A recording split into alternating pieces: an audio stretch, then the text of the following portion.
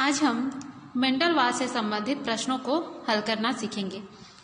सैद्धांतिक एवं प्रायोगिक परीक्षाओं के अलावा अन्य परीक्षाओं में भी मेंडलवाद से संबंधित प्रश्न पूछे जाते हैं।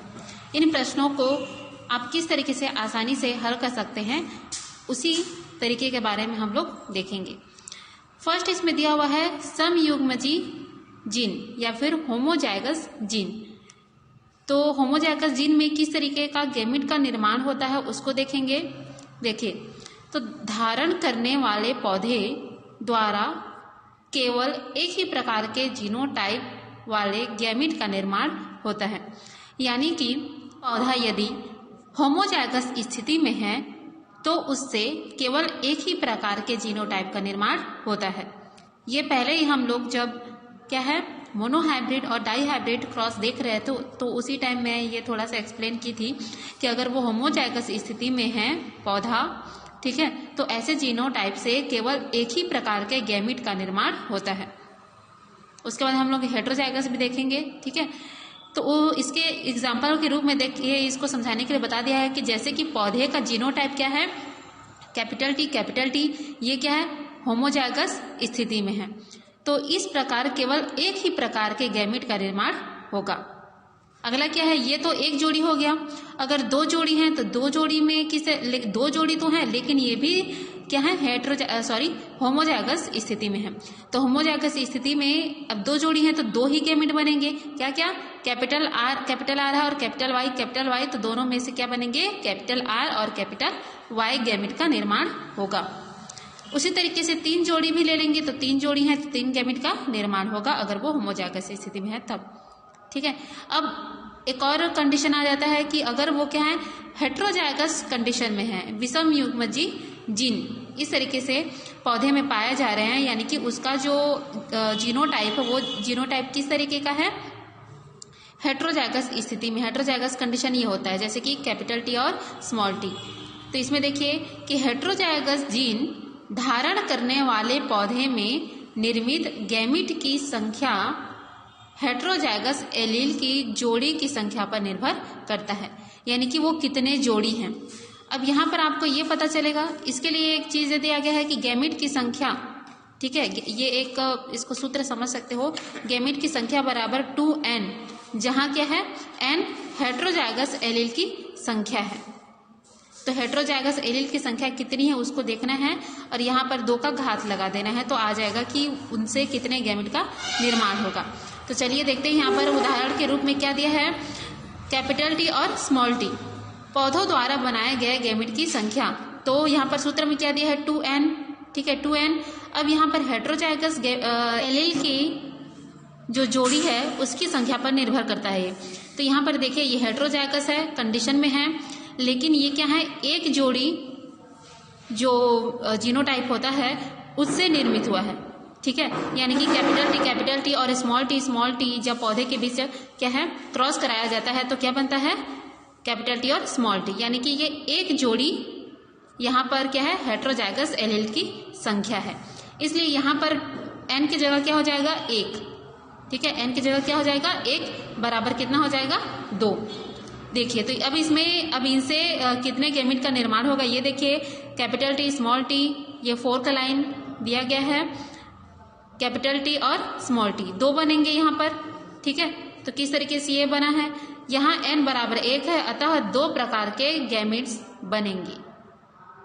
उसी तरीके से ये तो एक जोड़ी में हो गया, 2 जोड़ी लेते हैं तो किस तरीके से होगा, देखिए capital R small R capital Y small Y पौधे द्वारा बनाए गए गैमेट्स की संख्या। तो यहाँ पर अब फिर से देख सकते हैं, यहाँ पर कितने जोड़ी लिए हैं, 2। तो यहाँ पर n का घात 2 हो जाएगा, 2 गुणा 2 बराबर कितना, 4। यानी कि ये जो हेटेरोजाइगस 2 जोड़ी पौधों मतलब पौधा यहाँ पर है उसमें क्या है, 4 प्रकार के गैमेट का निर्माण होगा। इस तरीके से आप लोग देख सकते हैं। मतलब इसको क्या क्या है, पहले तो R को किसके साथ करेंगे, ये R और कैपिटल Y, मतलब दोनों R को कैपिटल R और स्मॉल r को यहाँ पर लिख दिया है। अब इन दोनों को ही किसके साथ क्रॉस कराना रहता है, मतलब इसको गैमेट बनाने के लिए इस तरीके से फोर्क लाइन मेथड का यूज किया हुआ है। हम लोग कैसे कराते थे इसको कि कैपिटल आर का क्रॉस किससे कराते हैं, मतलब गैमेट फॉर्मेशन के टाइम है ये, क्रॉस नहीं बोलेंगे इसको, ठीक है। मतलब कैपिटल आर और कैपिटल वाई इस तरीके से यहाँ पर देख सकते हो। तो ये इस मेथड के द्वारा आप इजीली इसको निकाल सकते हैं। इस तरीके से भी करेंगे तो ये इजी है, ठीक है। उसके बाद क्या है, कैपिटल आर और स्मॉल वाई इस तरीके से देख सकते हैं। तो उसी को ही यहाँ पर लिखा हुआ है कि कैपिटल आर, फिर यहाँ पे फोर्क बना दिया है फोर्क, तो इस तरीके से क्या जाएगा, capital R capital Y, capital R और स्मॉल वाई। उसी तरीके से स्मॉल आर को क्या हुआ है, स्मॉल आर को एक बार कैपिटल वाई और स्मॉल वाई के साथ करेंगे तो इस तरीके से यहाँ पर कितने बनेंगे, 4 गैमेट का निर्माण होगा। उसी तरीके से यहाँ पर 3 जोड़ी कॉन्ट्रास्टिंग कैरेक्टर के जो जीनोटाइप हैं वो दिए गए हैं और उनसे यहाँ पर 3 जोड़ी हैं तो यहाँ पर 2 का घात कितना हो जाएगा, 3 हो जाएगा। तो इस प्रकार यहाँ पर 8 प्रकार के गैमेट का निर्माण होगा, ठीक है। तो ये चीज आपको समझ में आ गया होगा कि किस तरीके से ये भी सेम चीज है, जैसा मैंने ये क्या है 2 जोड़ी का बताया वैसे ही 3 जोड़ी का हो जाएगा। अब हम लोग देख लेते हैं मोनोहाइब्रिड क्रॉस। तो मोनोहाइब्रिड क्रॉस जब कराया जाता है किसी एक जोड़ी, ठीक है, एक जोड़ी पौधे के बीच, तो वहां पर इनके जीनोटाइप अनुपात और फिनोटाइप अनुपात इस तरीके से प्राप्त होते हैं। तो इनका जीनोटाइप अनुपात जो होता है ये 1:2:1 है, अथवा इसको किस तरीके से लिख सकते हैं 1/4, क्योंकि हमें F2 जनरेशन में कितने टाइप के पौधे प्राप्त होते हैं, 4 टाइप के पौधे प्राप्त होते हैं, ठीक है, 4 पौधे, ठीक है, 4, इसीलिए इसको 1/4 लिखा हुआ है। यहाँ पर भी 4 होगा। इसको इस तरीके से आपको लिखोगे तो ये समझ में आएगा। पहले ये क्या है, 1/4 अनुपात, ये हो जाएगा, इसको देखो, इसको पहले देखना है, ठीक है, 1/4 हो जाएगा वो। उसके बाद आपको लिखना है 2/4 अनुपात 1/4। अब ये इसको कटा दिया है, 2 एकम 2 और 2 दूनी 4, इसलिए इसको इस तरीके से लिखा हुआ है 1/4, 1/2 और 1/4। तो यहाँ पर कंफ्यूज नहीं होना है आपको, ठीक है, कि इसमें 4 क्यों नहीं है, तो इसको कटा दिया है। अब फिनोटाइप अनुपात में कितना दिया है, 3:1, इसलिए इसका भी अनुपात में इस तरीके से ले लिया है कि 3/4 और 1/4। यहाँ पर यह नहीं कटेगा इसलिए इसको नहीं कटाया है। तो इस तरीके से जो प्रश्न है उनको हल करने के लिए 2 विधियां यहाँ पर बताई गई हैं। पहला क्या है, चेकर बोर्ड विधि, और दूसरा है द्विशाखा अथवा फोर्क लाइन विधि। चेकर बोर्ड विधि, तो चेकर बोर्ड विधि में आप लोग देख सकते हैं इस तरीके से एक बोर्ड बना हुआ है। ये बोर्ड हम लोग क्या है, जब डाई हाइब्रिड क्रॉस पढ़ रहे थे तो उसी तरीके का ये है, मतलब फर्स्ट वाले को हम लोग देख चुके हैं कि किस तरीके से चेकर बोर्ड का यूज करके हम लोग इस तरीके के प्रश्नों को आसानी से हल कर सकते हैं। जैसे हमने उसमें जो जीनोटाइप रेशियो है और फिनोटाइप रेशियो को इसी चेकर बोर्ड की सहायता से निकाल लिया था, लेकिन यहाँ पर इन्होंने क्या है, एक तो ये जो फर्स्ट वाला डायग्राम है ये क्या है, गैमेटिक चेकर बोर्ड है, इसको गैमेटिक चेकर बोर्ड बोलेंगे, ठीक है। उसके बाद सेकंड में क्या रहता है, जीनोटाइपिक चेकर बोर्ड। तो जो हम लोग जीनोटाइप को इसी में से काउंट करके निकाल ले रहे थे, तो उसके लिए भी यहाँ पर एक चेकर बोर्ड बना हुआ है, तो ये हो जाएगा जीनोटाइप का चेकर बोर्ड। उसी तरीके से यहाँ पर क्या है, phenotypic checker board. Phenotype checker board के लिए इस तरीके से ये बोर्ड बना हुआ है। अब यहाँ पर आप लोग देख सकते हैं कि जब 2 जोड़ी विपर्यायी लक्षण वाले पौधों के बीच क्रॉस कराया जाता है तो कितने टाइप के, मतलब कितने पौधे प्राप्त होते हैं, F2 जनरेशन में 16, ठीक है। यहाँ पर कितने हैं, टोटल 16 पौधे प्राप्त होते हैं जब 2 जोड़ी लिया जाता है। तो आप लोग देख सकते हैं कि यहाँ पर कुछ में 1/16, कुछ में 1/4 है, कुछ में 1/2 है, 1/8 है।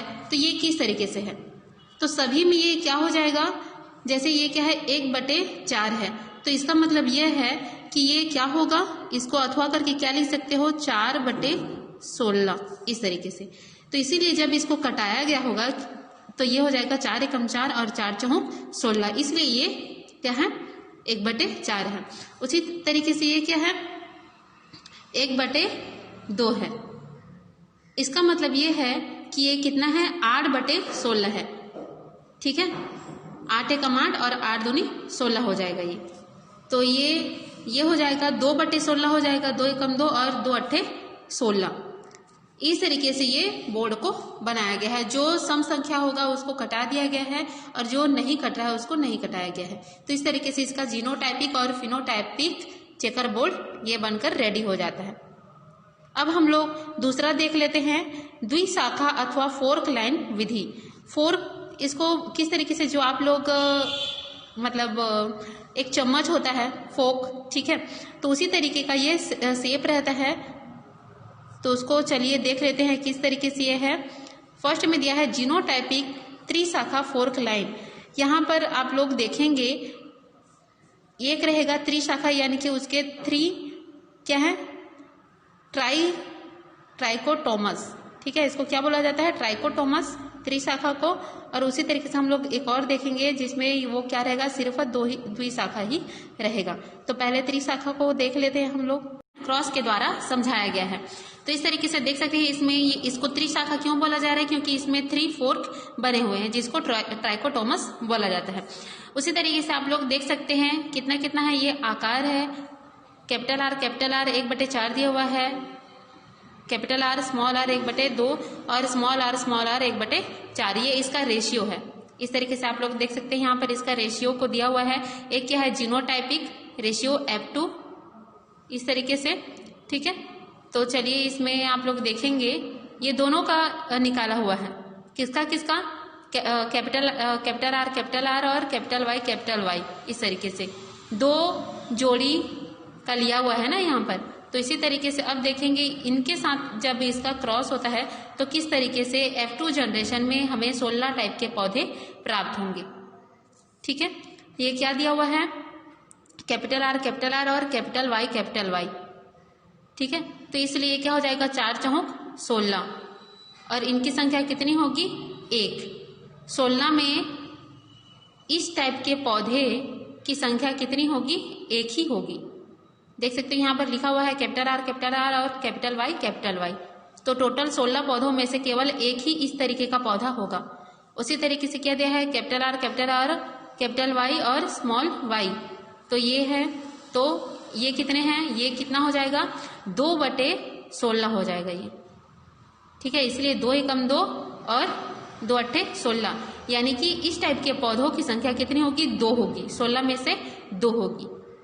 तो इस तरीके से ये है सारा चीज को भी उसी तरीके से, ये बस ये त्रिशाखा इसलिए बोला जाए क्योंकि इसमें 3 फोर्क लाइन दिया हुआ है। ये इसका फिनोटाइप रेशियो है। फिनोटाइप में क्या है, 2 ही शाखा का मतलब यहाँ पर जरूरत होगा, जिसको बोला जाता है फिनोटाइपिक द्विशाखा फोर्क लाइन विधि, ठीक है। इसको त्रिशाखा फोर्क लाइन विधि बोला जाएगा।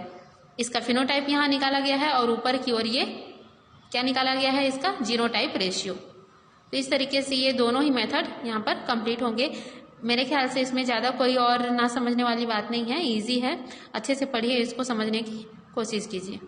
और क्वेश्चन है, प्रश्न में दिया हुआ है, एक स्त्री तथा उसके पति का रक्त समूह क्रमशः A एवं B है, ठीक है। यानी कि माता का क्या है, ब्लड ग्रुप A और पिता का ब्लड ग्रुप B है। उसके एक संतान का रक्त समूह O है, परंतु स्त्री का पति रक्त समूह के आधार पर बच्चे को अपना होने से क्या कर रहा है, अस्वीकार कर देता है। उसका कहना यह है कि तुम्हारा ब्लड ग्रुप A है और मेरा ब्लड ग्रुप B है, तो ये बच्चे का जो ब्लड ग्रुप है वो तो O है, तो ये हमारा बच्चा है ही नहीं, ठीक है, या फिर मेरा बच्चा है ही नहीं, इस तरीके से वो क्लेम कर रहा है। मेंडल के नियमों के आधार पर स्पष्ट कीजिए कि यह मतलब क्या वह बच्चा मतलब उस बच्चे का पिता वही है। तो देखिए यहाँ पर किस तरीके से इसको सिद्ध करना है। देखिए, ए रक्त समूह वाली स्त्री की संभावित जीनोटाइप होगा कैपिटल ए अथवा AO, ये दोनों ही हो सकते हैं, ठीक है। मतलब ये किस तरीके से इसको लिखा जाता है, IA और एक होता है IA और IO, इस तरीके से इनके एलील होते हैं। तो ये क्या हो जाएगा, कैपिटल A और O, इस तरीके से। और एक चीज है कि जो ये IA और IB प्रभावी होते हैं किस पर? IO पर। यानी कि अगर वो इस कंडीशन में है तो प्रभावी कौन होगा? IA ही प्रभावी होगा। और अप्रभावी लक्षण कब मतलब प्रदर्शित होते हैं या फिर अप्रभावी लक्षण कब दिखाई देते हैं? जब वो रिसेसिव, ठीक है, इस कंडीशन में रहेंगे, डबल कंडीशन में रहेंगे, होमोजाइगस स्थिति में रहेंगे, तब उनके लक्षण दिखाई देते हैं। तो उसी तरीके से ब्लड ग्रुप क्या है? बी है, तो उसके जीनोटाइप क्या हो जाएंगे? IB अथवा IBIO, इस तरीके से। तो चलिए अब इनके माता पिता के बीच इस तरीके से क्रॉस होगा, क्या है? AO है, जब उनका मतलब उनमें एलील क्या है? AO है और BO है, ठीक है, इस तरीके से। तो जब इनके बीच क्या होगा? क्रॉस होगा। तो देख सकते हैं ये हेटेरोजाइगस कंडीशन में है, तो इनसे गैमेट कितने बनेंगे? 2 गैमेट बनेंगे। 2 गैमेट बनने पर चलिए अब इनको क्रॉस कराते हैं। A का क्रॉस कराना है तो पहले B के साथ कराएंगे तो क्या आएगा? AB। एक बच्चे का ब्लड ग्रुप क्या हो सकता है? AB हो सकता है। अब देखते हैं A का क्रॉस कराएंगे O से तो क्या हो जाएगा? ये AO, यानी कि इसका ब्लड ग्रुप मैंने क्या कहा था कि जो प्रभावी है उसी के लक्षण दिखाई देंगे। तो प्रभावी यहाँ पर क्या है? A है, तो उसका ब्लड ग्रुप क्या हो जाएगा? A हो जाएगा, ठीक है, क्योंकि A प्रभावी है। फिर नेक्स्ट हम लोग क्रॉस कराते हैं O का किसके साथ? B के साथ, तो ये हो जाएगा BO। यहाँ पर भी B क्या है? प्रभावी है और O क्या है? अप्रभावी है, इसलिए उस बच्चे का ब्लड ग्रुप क्या हो जाएगा? B हो जाएगा। क्या क्या हो गया? देखिए AB अब नेक्स्ट है O का क्रॉस होगा O गैमेट के साथ, तो इस तरीके से ये क्या हो जाएगा? होमोजाइगस कंडीशन में डबल O यहाँ पर आपको दिखाई दे रहा है, तो इसका ब्लड ग्रुप क्या हो जाएगा? O। तो इन जो 4 टाइप के यहाँ पर मतलब 4 बच्चे हो रहे हैं, तो उनमें से एक का ब्लड ग्रुप क्या हो सकता है? O हो सकता है, ठीक है। तो इस बात से यह सिद्ध होता है कि अगर माता का क्या है? ब्लड ग्रुप A है और पिता का ब्लड ग्रुप B है, तो उसके जो संतान है उसमें से संभावित एक के क्या है? एक का ब्लड ग्रुप O हो सकता है, तो वह उसी का बच्चा हो सकता है। और एक चीज है कि यहाँ पर 100% में अगर देखें तो क्या हो जाएगा? 25% बच्चे AB ग्रुप वाले होंगे, 25% बच्चे क्या हैं? A ब्लड ग्रुप, और 25% जो बच्चे हैं वो B, और 25% जो बच्चे हैं वो O ब्लड ग्रुप वाला यहाँ पर होगा, ठीक है। तो इस तरीके से ये है, इस तरीके से क्वेश्चन ये बनता है। ये जरूरी नहीं है किसी तरीके से ये क्वेश्चन दे, आपको बस ये याद रखना है कि किस तरीके का एलील उनमें पाया जाता है। एलील को याद रखिए, तो जैसा भी वो क्वेश्चन देते हैं तो उस कंडीशन में आपको उसको हल करना वो आ जाएगा, ठीक है।